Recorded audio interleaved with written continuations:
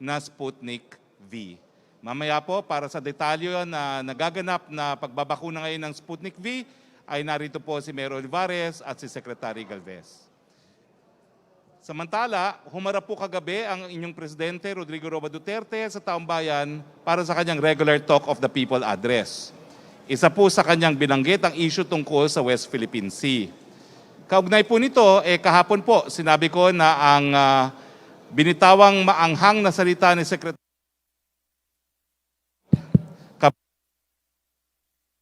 karapatan ng malayang pananalita.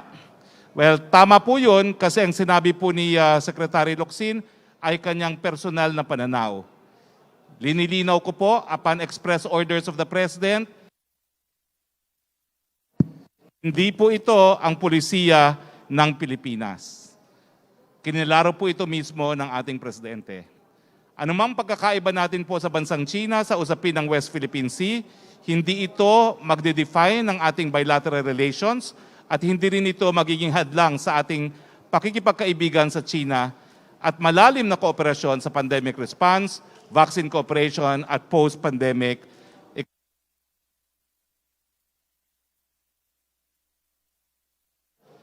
Ang ating kooperasyon sa pandemic response na makaapekto sa ating resolve na ipagtanggol ang ating principled position.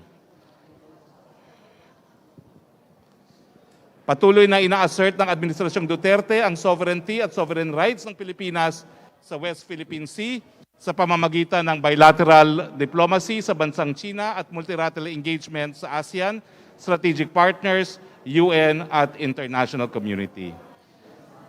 Kasabay nito ang tuloy-tuloy na modernisasyon ng ating defense program at enhancement ng ating mga maritime assets.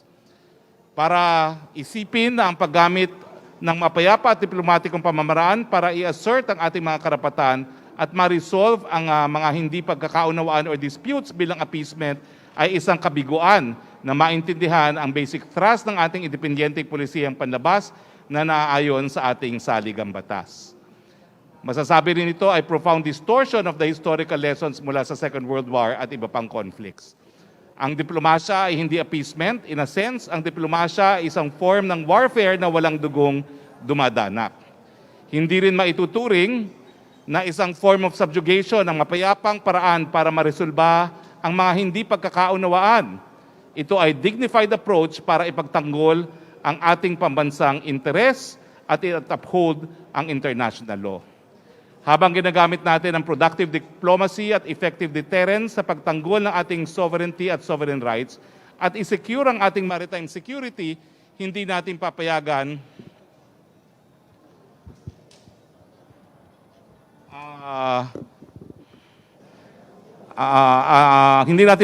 ang ating territorial at maritime disputes sa China na maging sagabal sa ating bilateral cooperation sa urgent issue sa laban natin sa COVID-19, partikular ang pangangailangan natin sa bakuna. Anyway, bago po tayo mag-press briefing, kami po ay nagkausap ni Secretary Locsin at pinaalam po niya sa akin na personal siyang nag-apologize po sa Chinese ambassador at ang mga nabanggit naman po niyang salita ay dahil lang sa mga bagay-bagay na naging dahilan para uminit ang kanyang ulo. So ulit po natin ang mensahe ng Presidente, sa larangan ng diplomasya, wala pong lugar ang pagmumura.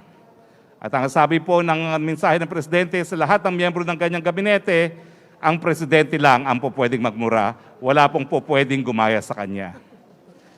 Pag-usapan naman po natin ang bunga ng ating pagkakaibigan po sa China, no? Tignan po natin ang halimbawa ng ilang mga Chinese-assisted official development assistance projects.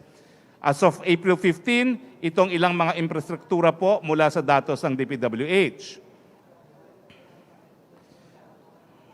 Well, unang-una po nakikita niyo po sa screen ang proyektong tulay na sa Binondo Intramuros Bridge, no? Pagkatapos po, narito po sa screen natin ang Estrella Pantaleon Bridge sa Makati, Mandaluyong. Nariyan din po ang Davao City Coastal Road. ang Panglao-Tagbilaran City Offshore Connector Bridge at Dupinga Bridge and Approaches, ang Pasig Marikina River and Manggahan Floodway Bridges Construction Project, ang Mindanao River Basin, ang Samal Island Davao City Connector Project. Maasahan din po ang China sa panahon ng kalamidad tulad ng lindol, bagyo, pagputok sa bulkan at sa liberasyon ng Marawi. Makikita naman po ngayon sa ating infographics ang tulong na naibigay ng China ayon po sa datos ng Department of Finance. Ang total po na nabigay po nila ay 10.89 million para po sa mga iba't ibang mga aberya na nangyari noong taon nito. Pagdating naman po sa ating COVID-19 response, nagbigay ng 1 milyong doses of Sinovac vaccines ang China ay stand corrected. It's 1,001,000. Kasama na po yung 1,000 na Sinopharm kung saan isa dun sa dose na yon ay ginamit po kagabi ng Presidente dahil siya po ay nagpabakuna ng Sinopharm kagabi. Nagbigay din po sila ng mga testing kits, masks, PPEs, ventilators, and face shields. Meron din po silang pinadalang mga medical expert team sa kasagsagan po ng COVID.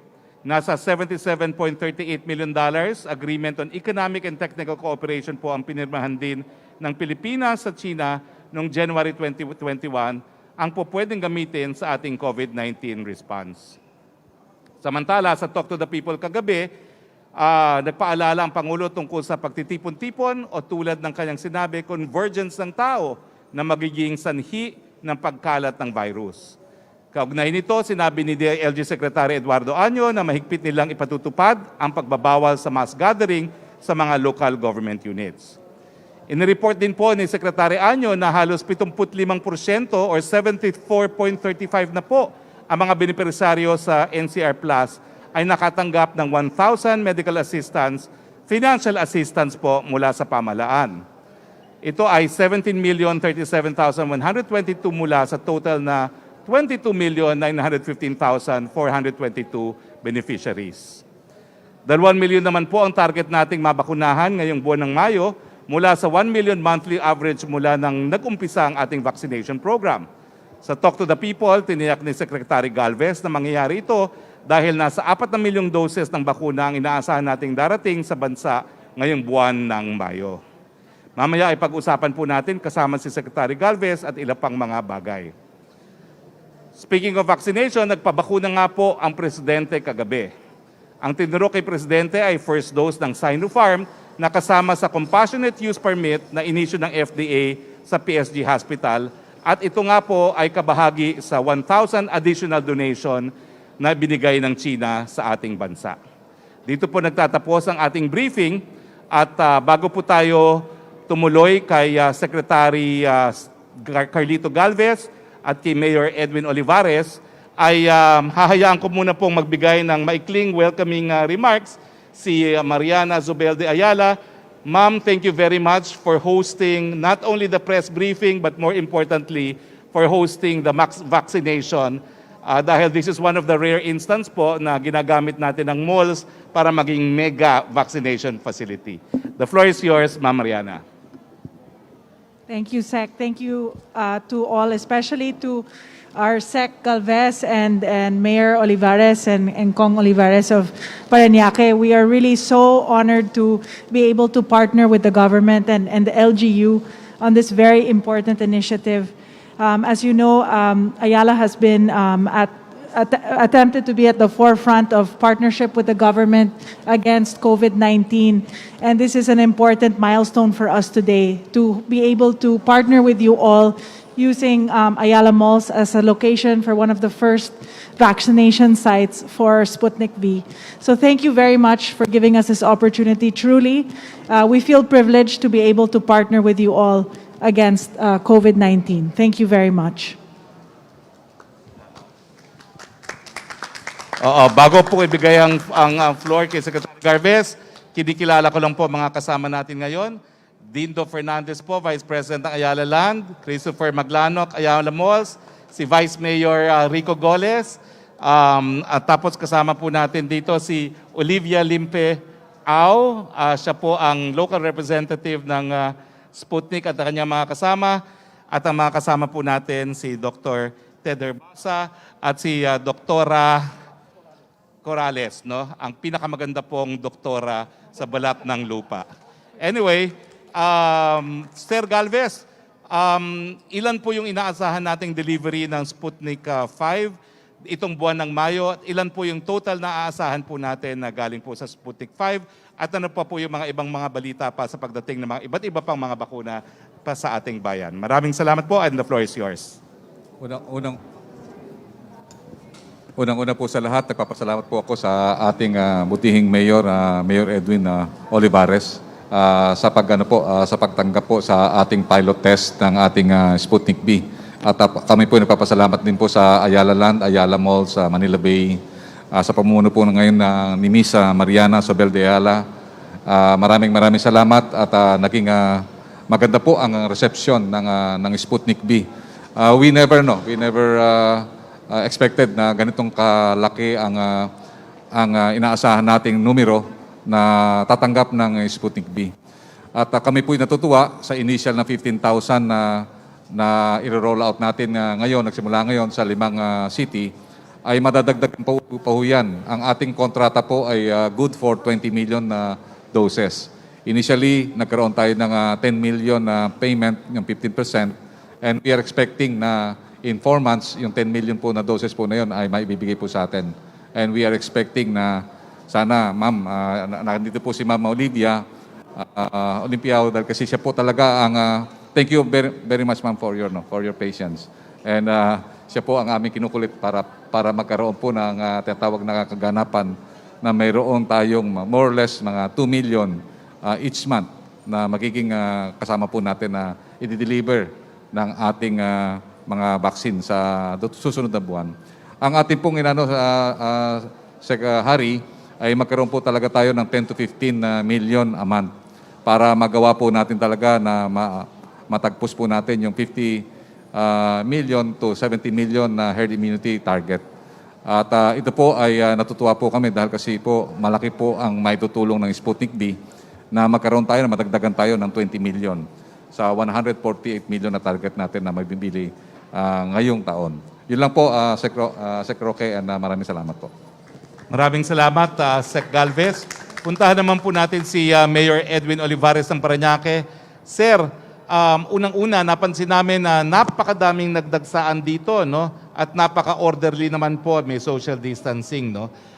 Dito ba ho sa Parañaque, may problema ba ho kayo sa vaccine hesitation? Pero sa nakita ko po ngayon, para talagang excited ang mga taga-Parañaque na magpabakuna at excited sila na magpabakuna ng Sputnik V. The floor is yours, Mayor Olivares. Maraming salamat, Secretary Hari. Una sa lahat, magandang tanghali po sa ating lahat. Secretary Hari, gusto ko pong ipaalam sa lahat po ng ating sumasabaybay na nakikinig po sa atin na ang ating pulusod na Parañaque ay nagsimula po ng rollout ng ating vaccine noong buwan ng March. Until now, ngayon pong araw na ito, nasa 35,000 na po yung ating po na nabakunahan at yung pong acceptance po sa Parañaque, lumalaki po yung acceptance.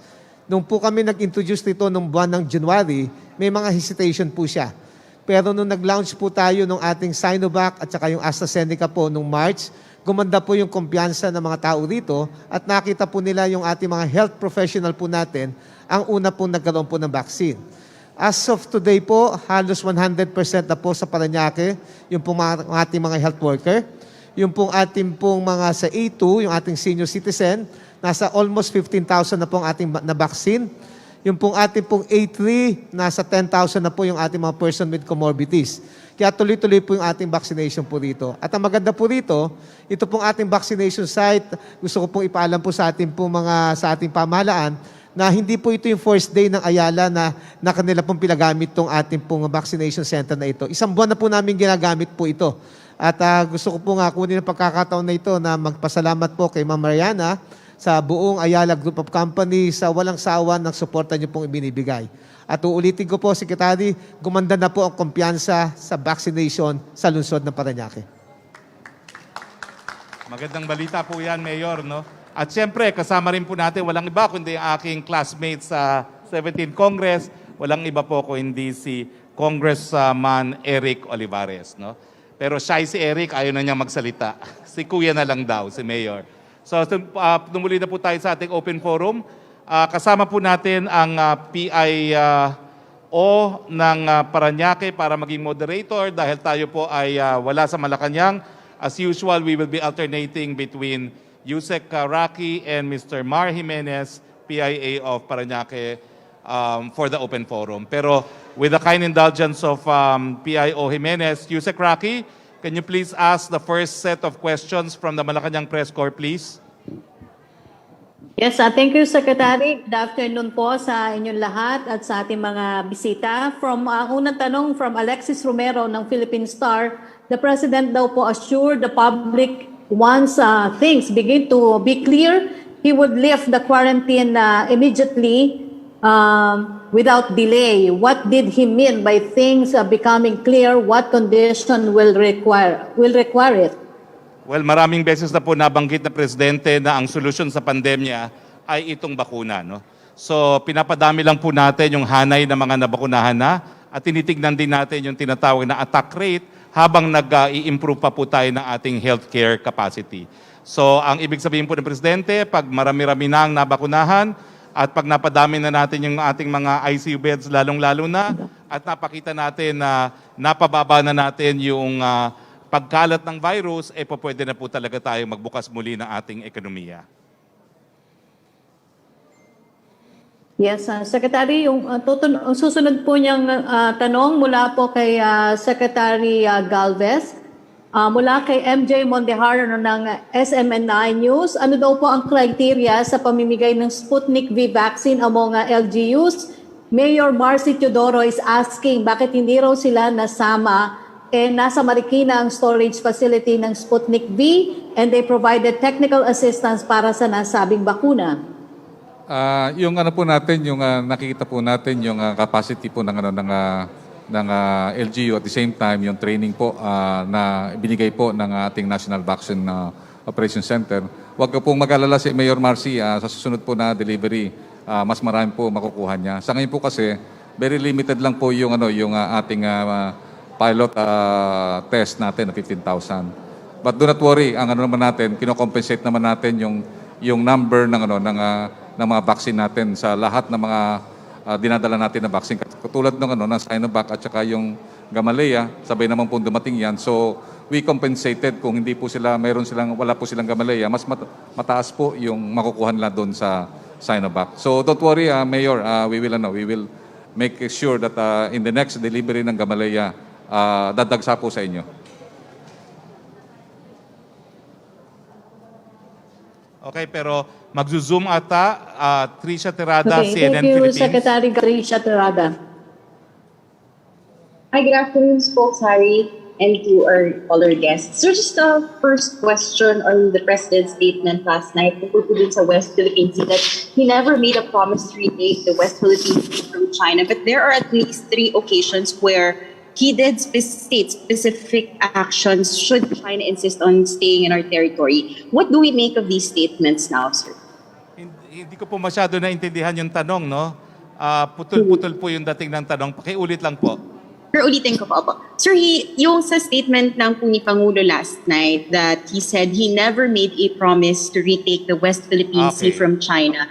But there are at least 3 occasions when we review the transcripts, the statements of President, where he did state specific actions should China insist on staying in our territory. What do we make of these statements now, sir? I think the President should be construed literally. Hindi niya pinangako na maibabalik niya yung mga teritoryong nawala sa atin dahil sa kagagawan ng ibang tao at ibang administrasyon. No? Pero mga sinasabi niya, he will ask China, no, to honor sovereignty and our sovereign rights na ginagawa naman po niya. Pero I think the President was clear, hindi niya ipinangako na mababawi yung mga teritoryo na nawala na sa atin. No? Even the jet ski, ang sabi lang naman niya, sasabihan niya ang China na umalis. No? Pero hindi niya ipinangako na yung nawalang Scarborough Shoal, mapapaalis niya ang mga Chino roon.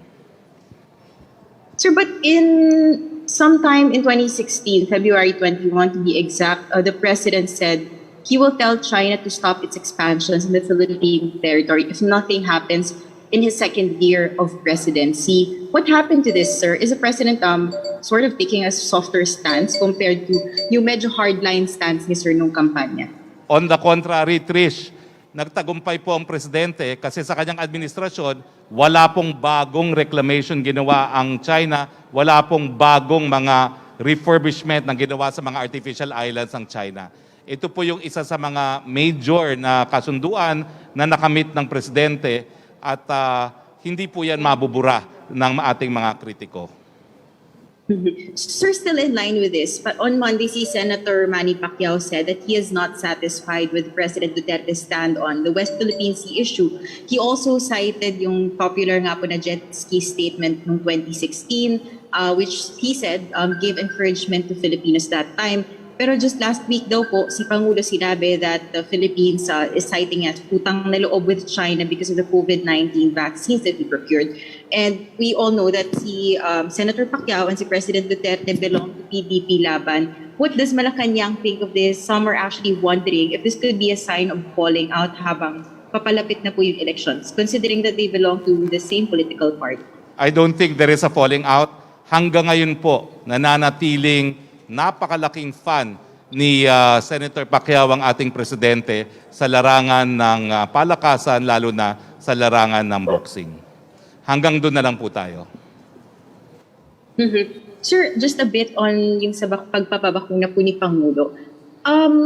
What is it, sir, with the Sinopharm vaccine that it's been the choice of the president's doctors? We're interested to know if the president has any medical condition or parang anything that's related to his current medical condition that makes other vaccine brands unfit for him. And sa safety lang din, sir, kasi di ba po hindi siya registered and FDA saying na hindi pa nare-review ng experts yan. What gives the president's team the confidence na safe po ito for the president? Do we have, or does the president, the team of physicians, do they have experts from the vaccine panel na nag-review po ng Sinopharm?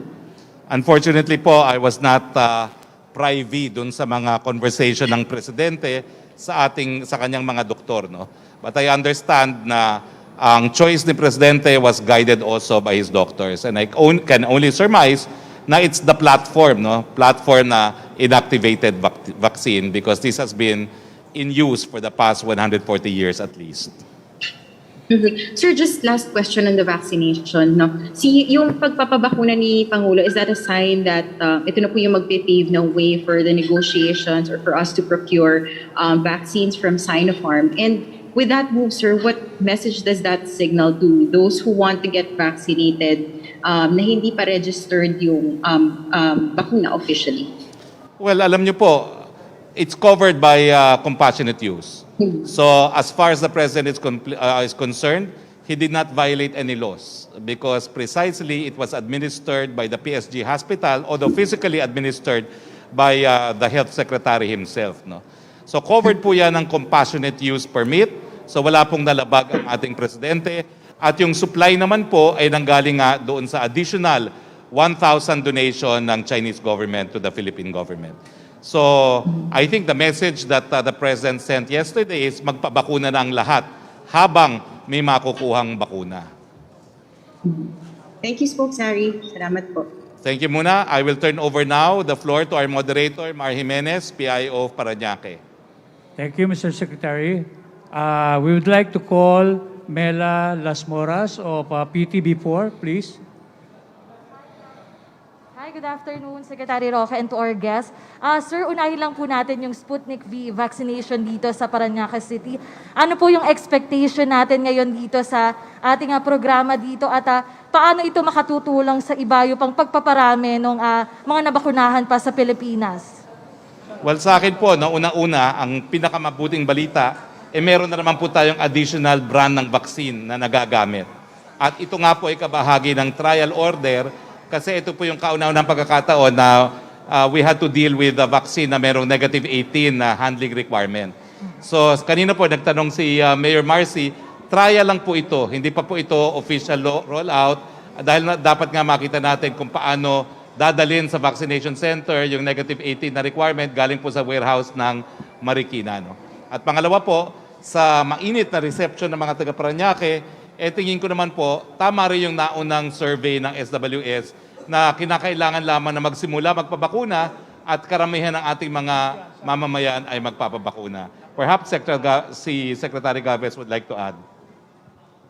Nakita po natin na napakadami po na talaga nakapila. Tsaka we never expect na yung reception ng Gamaleya is napakataas. And we are very happy na yung ating second vaccine na ina-administer natin na galing sa procurement natin ay talagang well accepted by the Filipino people.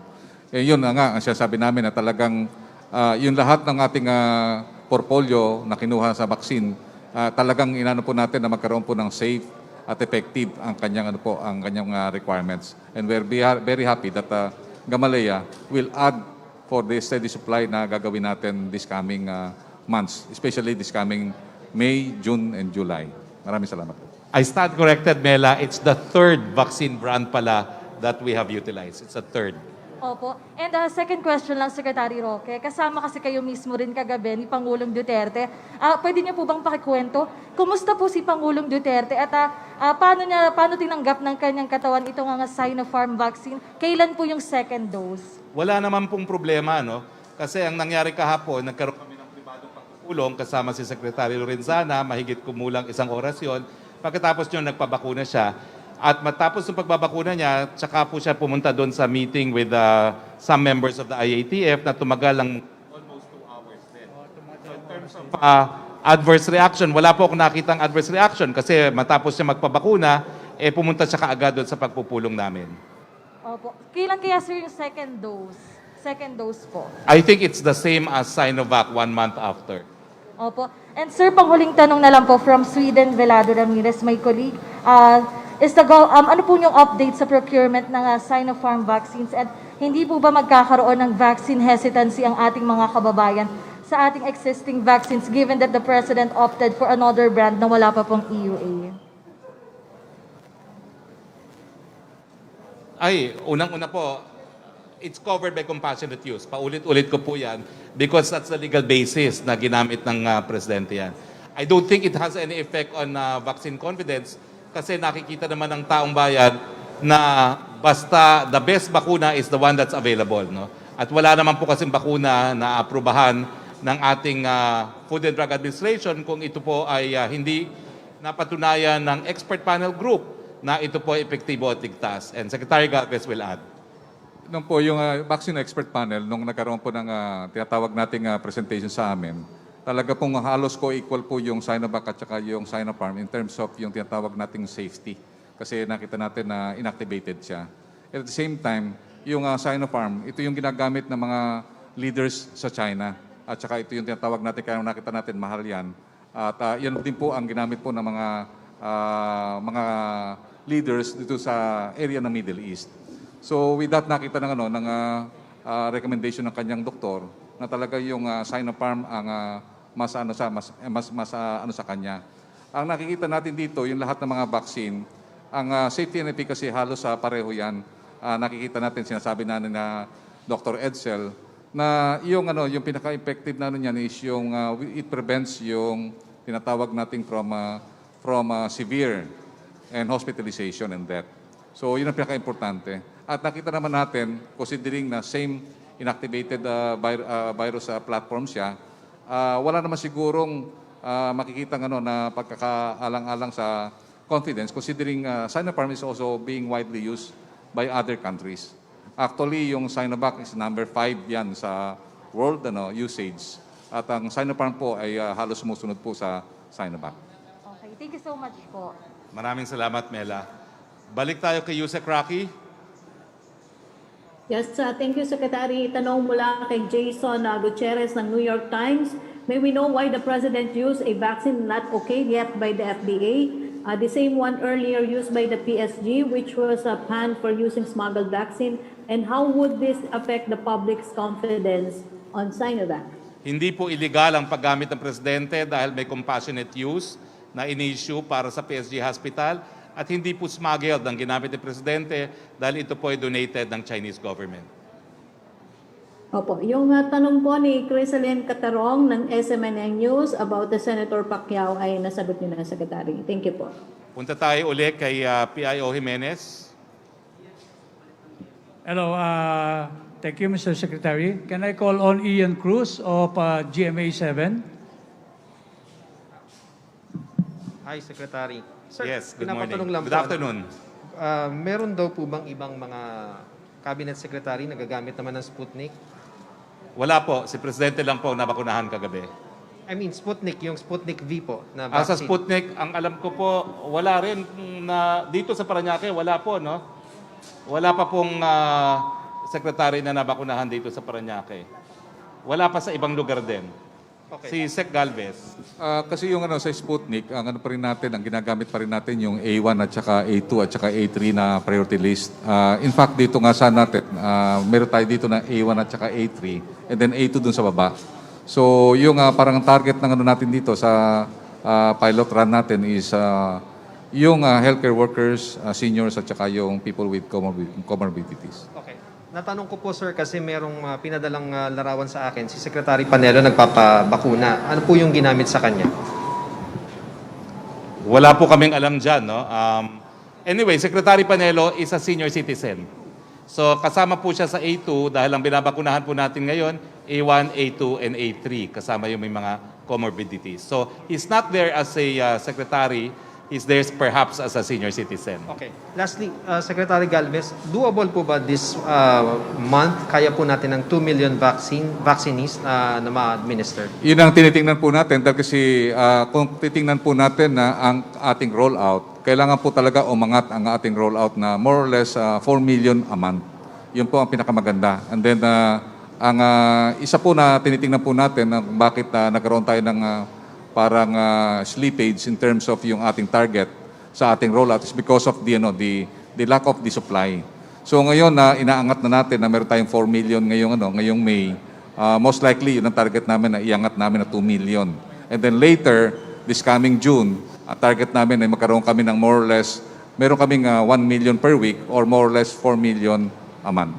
So ganun po ang gagawin po natin, i-scale up natin until such time na we can achieve yung 500,000 a day or 3 million a week. Okay. By Zoom, Pia Ranada, please. Rappler. Hello, sir, can you hear me? Yes, go ahead. I can hear you. Hi, sir, can you hear me? Yes, please. I can hear you. Yes, sir.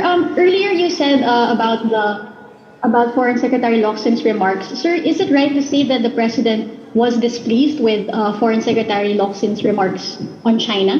And was this displeasure what led Secretary Locsin to apologize to the Chinese ambassador? Well, I think what was clear from the President's instruction to me last night after our private meeting with Secretary Lorenzana is that he does not approve of the use of profanities, particularly in the field of diplomacy. Kaya nga sabihin mo nga sa ibang mga cabinet, ako lang pwedeng magmura, wala na ibang magmumura, lalo na pagdating sa diplomasya.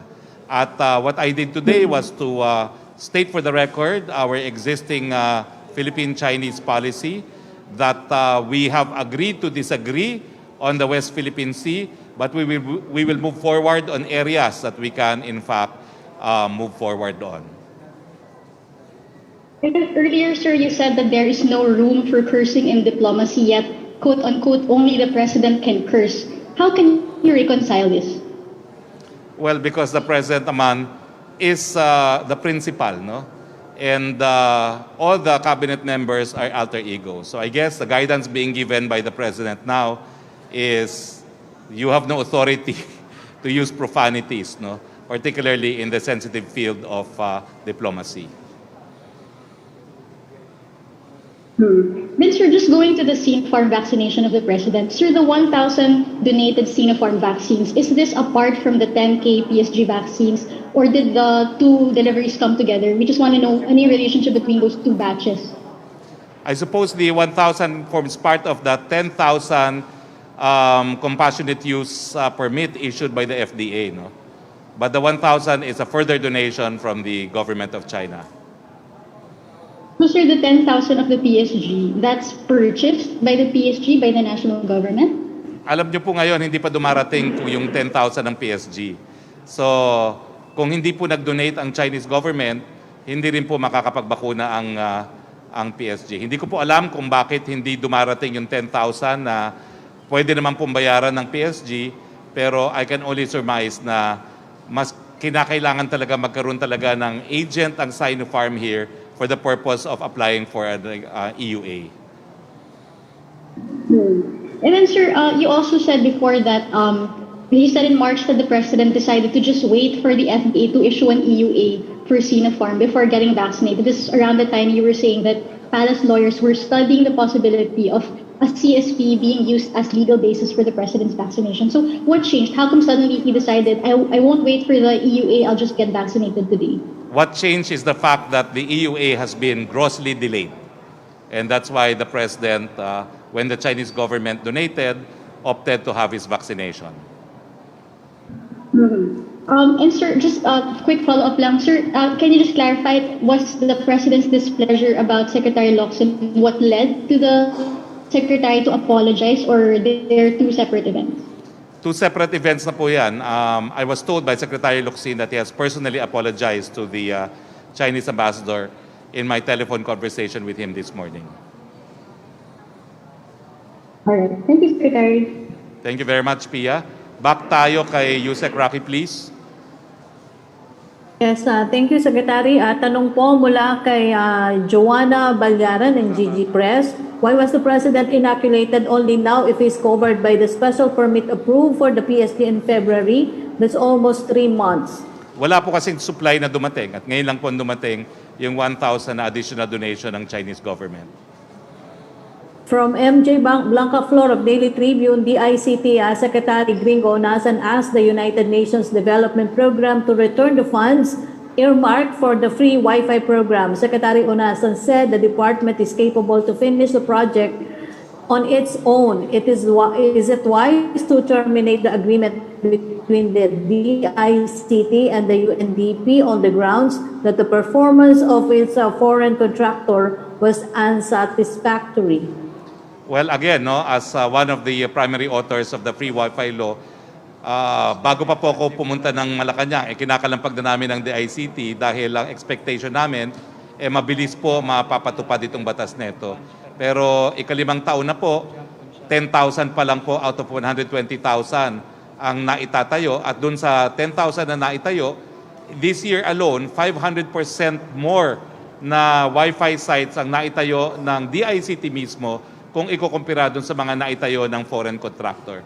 So I think it is very clear na since the right to connectivity, the right to internet is a human right, hindi po katanggap-tanggap yung delay na nangyayari pagdating sa pagpapatupad ng isang batas. Second question niya, how will this move in the middle of the project affect the implementation of the free Wi-Fi law? Does the palace remain confident that the DICT can meet its target even without the foreign contractor? Wala pong epekto yan. Baka siguro po mapapabilis pa lang. Ulitin ko po, 120,000 spots na Wi-Fi, libreng Wi-Fi ang target. 10,000 pa lang po ang naitatayo. At sa 10,000 na yon, 500% this year ang tinayo ng DICT compared kung sa mga naitayo na o naikabit na ng foreign contractor. Thank you, Secretary. Okay, by Zoom, Joseph Morong, please.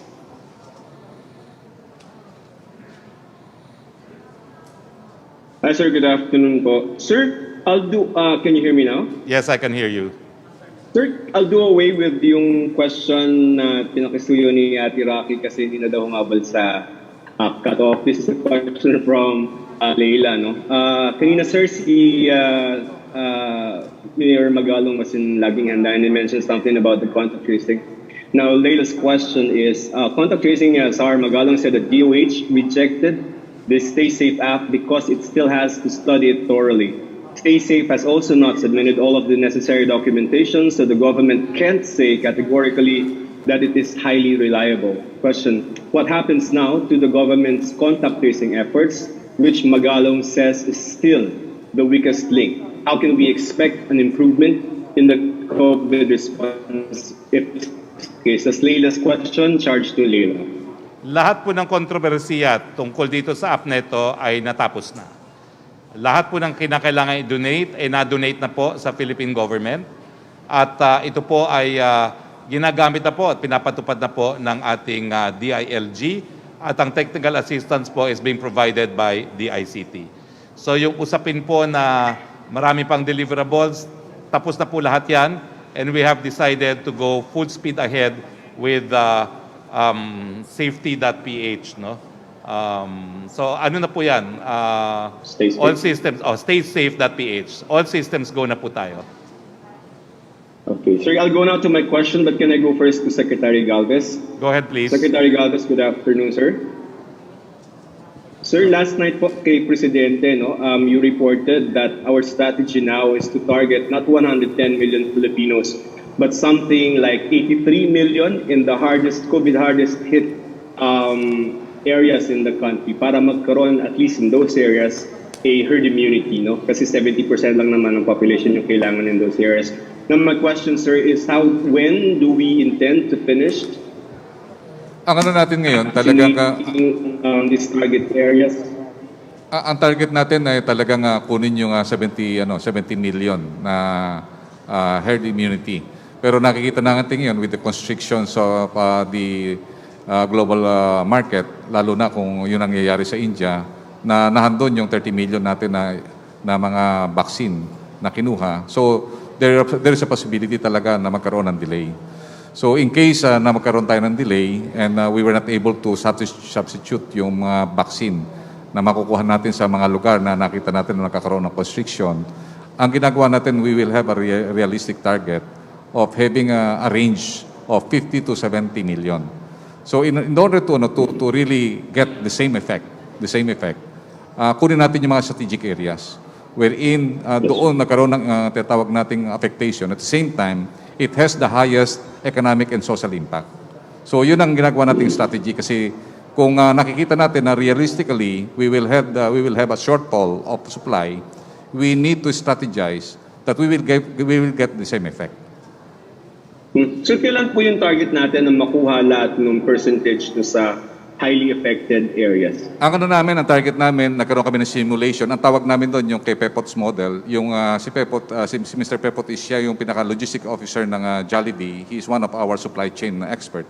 Ang natin is we can have the herd immunity sa NCR and the plus 6 provinces around NCR by November. Yun ang tinitingnan namin, 180 days.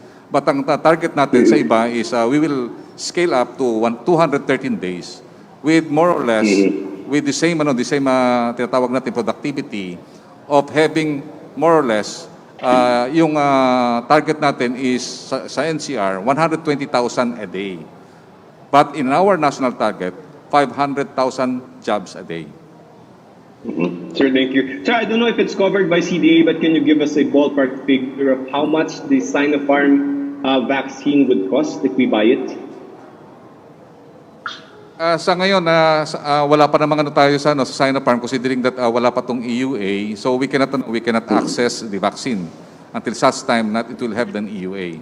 Pero ang nakikita natin yung initially yung ating mga vaccines na binabayaran natin ngayon, nagiging public domain na yung informations about the price. Right. Yes, because considering that we transfer money through the banks and it become transparent already. Sir, Sinopharm no cost, ballpark? Ang Sinopharm ballpark nung initial natin is ang nakikita natin dati that it has the initial of more or less $76. But apparently it went down to $40. Kaya medyo may kamahalan pa rin siya. But we believe na just in case na maging available ang Sinopharm, it doesn't matter yung price kasi nakita natin yung strategy ng Israel. And they bought the vaccine twice the price so that they can have the access and steady supply of vaccine. So yun ang talagang importante Joseph we need to have a steady supply of vaccine, at least 15 million a month. Yes, sir. Thank you for your time. Sir Secretary Roque, can I go to you, please? Go ahead, please. Sir, my question is on the provenance of the vaccine that was used by the president. You keep talking about 1,000 doses Sinopharm. When did this arrive? I have no information. I was just informed that forms part of 1,000 additional donation from China. I don't know if Secretary Galvez knows. I believe yung 1,000 na yun is the same flight Nakakuha lang that, niya, the same flight that we had yung 500,000 na donation. Isinabay, sir, dun sa Sinovac. Sir, okay. What is, Secretary Roque, what is the edge of Sinopharm vaccines over all the other vaccines that we have in our portfolio? Would you say now, sir, that since the president took it, this is the safest vaccine? And if this is the safest vaccine for the president, why are we not using it for the ordinary Filipinos? The president officially said that he opted for this brand upon advice of his doctors, and I will leave it at that. Sir, kay Secretary Locsin, just one last topic, sir. When did the Secretary Locsin apologize to the Chinese ambassador here? I'm not sure when, but he told me about it in my telephone conversation with him this morning. Yes, sir. The president was referring to when he said that rude and disrespectful language is not allowed. He was referring to Secretary Locsin's tweet when he used expletive to address the Chinese government. That's not correct, sir. Is that what he's referring to? I believe so. Was he made to apologize? We apologized voluntarily, sir. The president did not ask him to apologize, but Secretary Locsin did it on his own. All right, sir. Thank you for your time, Secretary Galvez. Thank you. Thank you very much, Joseph. Balik tayo kay Mar Jimenez, PIO ng Parañaque. Thank you, Mr. Secretary. Can I call on now Jacob Lazaro of One News PH, please? Hi, good afternoon. Good afternoon. I have 3 questions. First is, was the pilot rollout a success enough that we can adequately manage such delicate vaccines such as Sputnik and Pfizer? I defer to Secretary Galvez. Yung nakita natin, yung Sputnik at saka yung Pfizer, kailangan talaga ng talagang tinatawag nating very specialized handling. We can say that this is very successful. One, kung walang wastage. Second is yung uptake mataas. Nakita natin na we are very happy that the uptake of Sputnik is so high na yung supposed to be 1,000 lang yung di-deliver natin ngayon, and we need to have an emergency storage ng another batches, kasi nakita natin talagang overwhelming yung reception ng taga Parañaque. Nagpapasalamat po kami kay Parañaque Mayor. And third, na tinatawag nating success is at least yung adverse effect at saka yung tinatawag nating yung possible clinical effect ng is naging favorable. Ibig sabihin, it's safe and effective. And I believe natin si Madam yung isa sa mga natin sa ating mga doktor.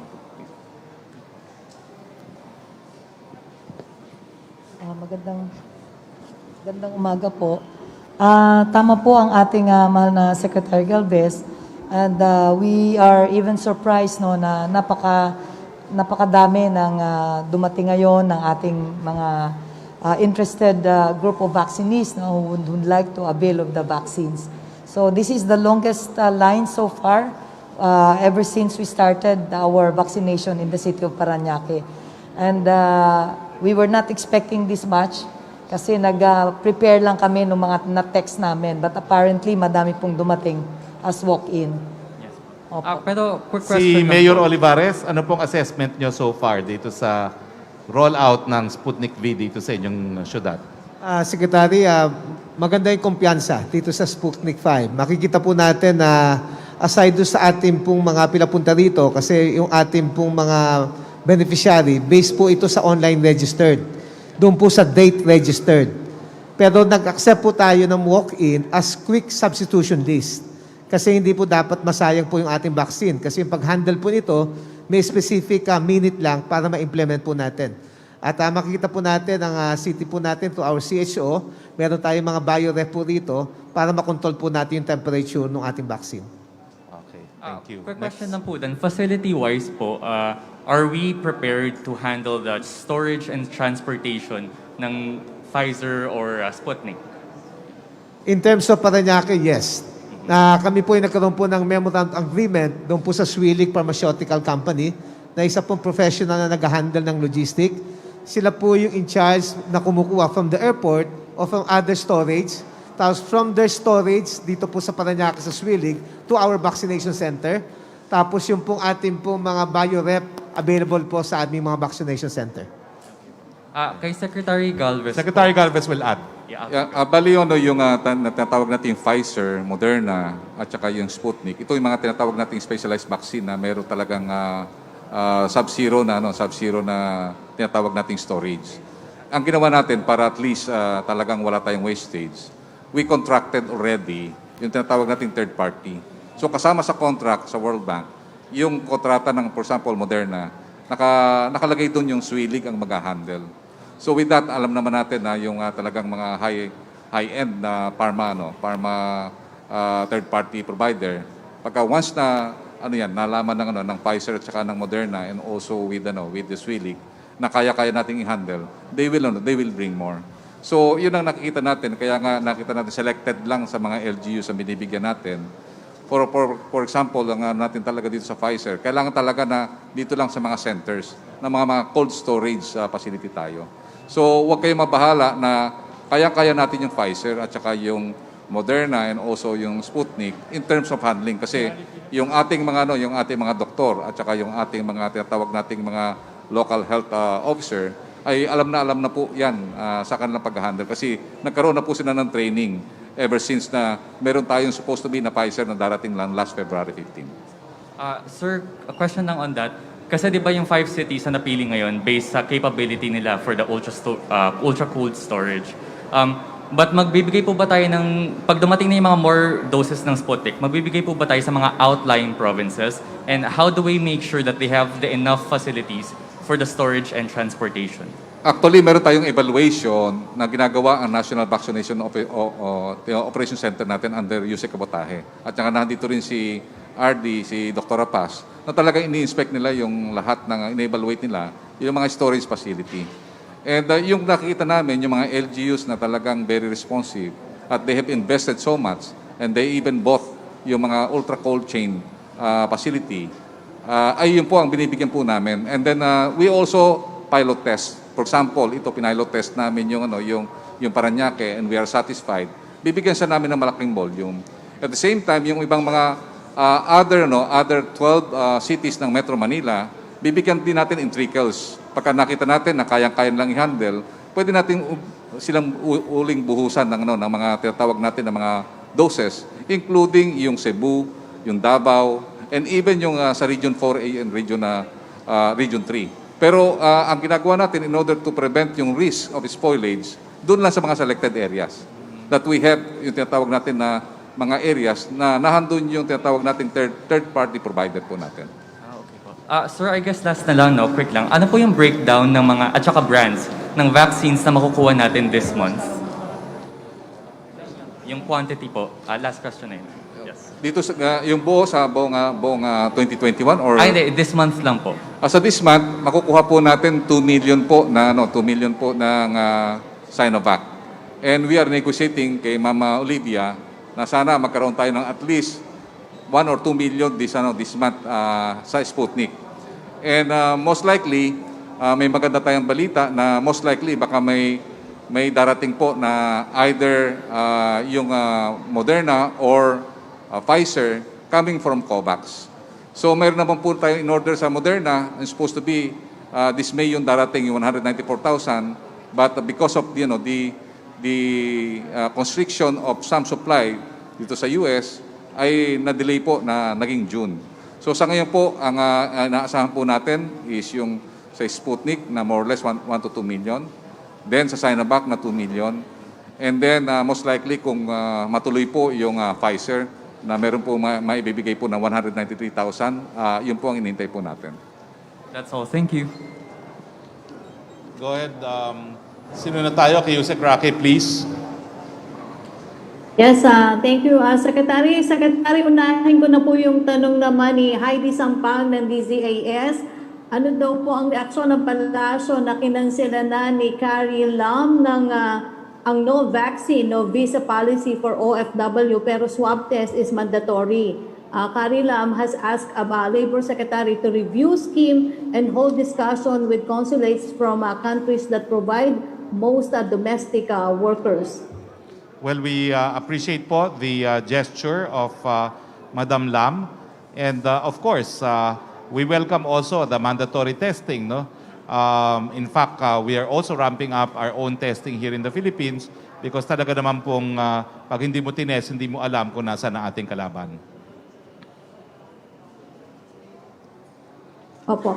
Question from Laila Salaveria. The President disowned the tweets of the DFA Secretary. What effect, if any, will this have on the DFA's diplomatic protest versus China's incursions in the West Philippine Sea? Won't this weaken our diplomatic protest? Wala pong epekto yan dahil ito naman pong mensahe ng ating Presidente, wala pong lugar ang pagmumura pagdating po lalong-lalo na sa sensitibong larangan ng diplomasya. Second question po niya, why did the President say he never promised to retake the West Philippine Sea or pressure China when he claimed during the campaign that he would ride a jet ski to the West Philippine Sea and plant the Philippine flag? What are Filipinos supposed to make of this seeming turnaround from the President? Same question with John Pusalan of ABS-CBN Online. Wala pong turnaround yan kasi ang sabi ni Presidente, hindi niya pinangako na mababawi niya yung mga nawalang teritorya. Thank you, Secretary. Maraming salamat, Yusek. By Zoom, Melo Acuña, please. Good afternoon, Secretary. Magandang tanghali po. Nagkausap po kayo ni Secretary Locsin sa telepono? Opo. Opo. How did he take the instructions of the President? Inunahan na po niya ako na nag-apologize na siya kay Ambassador. Opo. Wala po siyang binanggit na he's considering resignation as an option? Wala pong binanggit na ganun. Okay. Maraming salamat po. Para po kay Secretary Galvez ang tanong ko. Secretary Galvez, baka po pwedeng bigyan nyo kami ng inventaryo ng mga bakuna na hawak natin ngayon at i-roll out. Sapagkat sa isang panayam kay Secretary Carl Kendrick Chua sa isang telebisyon, nabanggit niya na yung recovery ay nakasalalay sa successful vaccine rollout. If we don't have the vaccines, what is there to consider para sa ating rollout? Thank you very much. Sa ngayon, meron na po tayong 4,040,600 na nasa inventory po natin. At sa inventory po nito, meron na po tayong almost 2 million na na-administered. At ngayong May 7, meron po tayong darating na another 1.5 million from Sinovac. And most likely, meron din po na another million from Sputnik. So nakikita po natin na this coming June, mas tataas ang ating inventory na magkakaroon tayo ng 10.3 million coming from 4 to 5 new vaccine orders that we had. And nakikita natin this coming July, tataas na po 'yon ng 15 to 20 million po. Yeah. Would you have any idea kung paano nakakarating yung mga sinasabing falsifikado o counterfeit na mga bakuna at gamot na may kinalaman sa COVID sa bansa natin? Nakikita natin maganda yung safety net natin kasi ang ginagawa po natin, direct po tayo na ang ating negotiation with the government, yung G2G, at the same time bilateral po. Wala po tayong tinatawag na negotiation na hindi po alam ng mga manufacturer doon sa abroad. So ang maganda po sa atin, direct negotiation po tayo sa manufacturer. So everything that is being sold in the country through the internet is fake? Mayroon na po tayong pinapaimbestigahan, kaya nga sinasabihan po natin ang ating mga LGUs at ang ating mga mamamayan na huwag po kayong bibili na wala pong tripartite agreement. Dapat po dumaan po sa amin kasi po kami po nakakaalam kung yung pong tinatawag nating dealer na yon ay fake at saka po legitimate. Opo, please update us later kung sino-sino na yung naimbestigahan. Thank you very much, Secretary. Thank you, Secretary Harry. Salamat po. Maraming salamat, Melo. We go back to Mr. Mar Jimenez, please. Yes, thank you, Mr. Secretary. Can I call on Sheena Torno of SMNI, please? So So, good afternoon po, sir. Good afternoon po sa ating lahat. So, question ko po for Mayor Olivares. So, Mayor, aside from Ayala Mall, so ilan at ano pong mall sa Parañaque po yung nag-commit sa pamahalaan na ipagamit ang kanilang pasilidad ng gawing vaccination site? Aside po sa Ayala, ang ginagamit na rin natin for the past 1 month, yung pong mga SM Mall. So, ginamit na po natin yung ating SM Sukat, pati pong SM BF. In fact, bukas meron tayo sa SM Sukat yung ating pong mga second dose ng ating Sinovac. So, I would like to take this opportunity na magpasalamat sa private sector. So, ito po yung second question, Mayor. Ilan po ang inasang mababakunahan gamit ang Sputnik V vaccine ngayong araw? Minimum 1,500. Yan po ang target po natin. Ang pinadala po sa Parañaque is 3,000. So, hindi po matatapos po ito ngayong araw na ito. May schedule pa ho tayo ng vaccination sa Ayala para sa Sputnik V. So, last na lang po talaga, First Secretary Galvez. So, sir, aside from SM Mall, may schedule din po ba kayo na mag-ocular visit sa iba pang mall na possible na gawing vaccination site? Ayon sa report ng ating private sector, lahat po ng malls, lalo na po yung Robinsons, Ayala and also SM, and to include yung ating Mega World areas ay nagbigay po ng intensyon na gamitin po 'yon. Kasi po nakikita po natin sa darating na panahon na mayroong bagyo at saka mayroong pong tinatawag nating kalamidad. Ito pong mga malls ang very sturdy at saka magagamit po natin. At ang nakikita po natin na napakaganda po ng tinatawag nating vaccination site, considering na yung ating mga vaccine pwede pong umikot muna habang nag-aantay po ng kanilang queuing. So yun po, nagpapasalamat po kami sa private sector considering na itong mga mega vaccination site na ito malaking tulong po sa amin. Thank you po, sir. Okay, balik kay Yusek Roque, please. Yes, thank you, Secretary. Tanong ni Cristal Halili ng TV5, private cameras have already been distributed to PNP but they are still finalizing the protocols. Ang isa raw sa mga issue sa paggamit nito ay ang privacy. Pwede bang magamit ang videos mula rito bilang ebidensya sa korte? If not, body cams, what are the other options of law enforcers to prove that they are not abusing their powers during drug operation?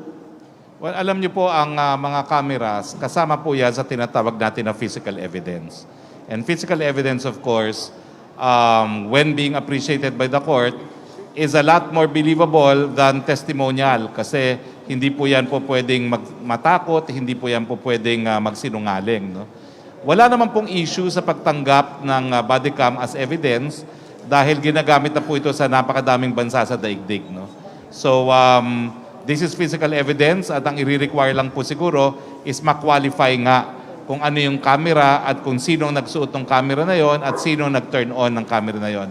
But I don't think there should be any concerns about privacy kasi ia-anunsyo naman po natin ng gobyerno yan na lahat po ng police na pupunta sa operations ay may suot ng body cam. Okay. Yung second question po niya ay nasagot niya na Secretary yung kung ano naramdaman ng Pangulo after yung first dose ng Sinopharm at yung second dose niya. Same po sila ng tanong ni Angel Ronquillo ng DCXL. And then, ang tanong naman po ni Vance Fernandez, yung una at ikalawa niyang tanong ay nasagot niyo na. Pero yung follow-up niya, would that mean about China, wouldn't that mean China taking even more advantage of the Philippines' attempt of being friendly with China and China in turn using that friendship as a leverage to force our silence on the West Philippine Sea dispute? Alam mo, lilinawin ko po, no? Kung gugustuhin ng China, wala pong makakapigil sa kanya kung talagang gagawin niya muli yung ginawa niya sa panahon ng nakalipas na administrasyon. Pero sa ngayon po, nagkaroon ng kasunduan ng si Presidente at si President Xi na wala pong bagong mga reclamation na gagawin, wala pong bagong isla na tatanggalin sa ating posisyon, status quo baga at tumutupad naman po sa usapan ng China. So hindi ko po maintindihan kung ano yung premise ng tanong na mayroong pagsasamantala na pwedeng gawin ng China. Hindi po. Tumutupad naman po sa ngayon sa kasunduan na status quo muna. From John Pusalan of ABS-CBN Online, you previously said that the President supports community pantries. Why did he say that people should wait for government aid instead? Wouldn't that encourage people to rely on government dole-outs instead of encouraging bayanihan? Hindi naman po sinasabi ni Presidente na itigil ang community pantry. Ang worry lang po niya ay yung mga nababalita na nga po na nagiging super spreaders po itong mga community pantries. So ang pakiusap lang po natin, makipag-ugnayan po sa lokal na pamahalaan at siguraduhin na may social distancing at tumutupad sa iba pang mga minimum health standards ang mga community pantries. From Angel Ronquillo of DCXL for Secretary Galvez, kung si Presidente lang daw po ba binakunahan kagabi or maging sina Senator Bongo at ilang cabinet members? Already answered na po, Presidente lang po kagabi. Ano daw po ang update sa EUA application ng Sinopharm? Wala pa pong movement. May dalawang nag-apply pero wala naman pong makaproduce na dokumento na they're authorized by Sinopharm, kaya hindi po umuusad. Dahil yung mga datos din, wala rin po nagpipresenta sa FDA. From Teleradyo News Desk, reaction lang po sa sinabi ni Professor Clarita Carlos sa interview sa Teleradyo na kaya napakabait ng pagtrato ni Pangulong Duterte sa China ay dahil nagpapagamot di umano siya roon at yung isang college daw po doon ay ipinangalan sa kanyang ina. Alam ko lang po, may isang college na pinangalan sa kanyang ina, pero malinaw po yung pulisiya natin, no? Hindi tayo mabait. Ang ginagawa lang po natin, practical. Inisasantabi natin ang hindi mapagkasunduan at isinusurong yung mga bagay-bagay na po pwede natin isulong gaya ng kalakalan at ng mga pamumuhunan. Tanong naman po ni Celerina Monte ng Manila Shimbun, follow up po sa opening daw statement ni Secretary Roque, why is there a need to tell China's assistance amid our territorial dispute with Beijing? Just to compare China's assistance with other countries, this is based on the latest 2019 Official Development Assistance Portfolio Review by NEDA. Japan's total ODA, both grant and loans, is $8.5 billion. Korea, $633 million. China, $590 million. When it comes to grant alone, US, $577 million compared with China's $97 million. Wala po tayong kinukumpira. Ang binasa ko lang po is a statement of fact. Ito po mga proyekto na napondohan ng mga China at yung mga halagang natanggap na natin sa China. Statement of fact lang po yon. Okay, thank you, Secretary. Yan lang po yung mga Okay, wala na po pala tayong mga tanong. Maraming salamat po sa lahat po ng ating nakasama ngayon. Unang-una sa ating panauhin, si Secretary Carlito Galvez, si Mayor Olivares. Ay, bago po tayo magtapos, no, ang aking classmate po sa 17th Congress, si Congressman Eric Olivares, Kong, anong payo nyo doon sa mga nag-aatubili pa na magpabakuna na ngayon? Ako po ay nag-apela sa ating mga kababayan na magpa-register at magpabakuna laban sa COVID-19. Maraming salamat po. At siguro kay Vice Mayor Goles, Vice, ano bang kailangan ng mga taga-Parañaque para mabakunahan? Meron ba silang pupuntahang internet site para sila ay magrehistro? Yes, meron silang QR code na pupuntahan. Ano lang nila yung cellphone nila doon at magre-register na sila. Upon registration po ay may system na po ang city government para po sila itawagan at masabihan ang kanilang schedule. So muli po, maraming salamat Secretary Galvez, Mayor Olivares, lahat po ng ating naging panauhin. Maraming salamat Yusek Roque, maraming salamat sa ating mga kasama sa Malacanang Press Corps at sa lahat po ng media na dumalo ngayon dito sa Ayala Malls. And Ma'am Mariana, thank you po for graciously hosting us in your Ayala Malls by the Bay. Sa ngalan po ng inyong Presidente Rodrigo Roa Duterte, ito po ang inyong spokesman Roque nagsasabing, Pilipinas, malapit nang matapos ang problema sa COVID at heto na nga po ang bakuna. Pangatlong brand na po ito, wag po kayong malala, babalik po tayo sa normal. Magandang hapon po sa inyong lahat.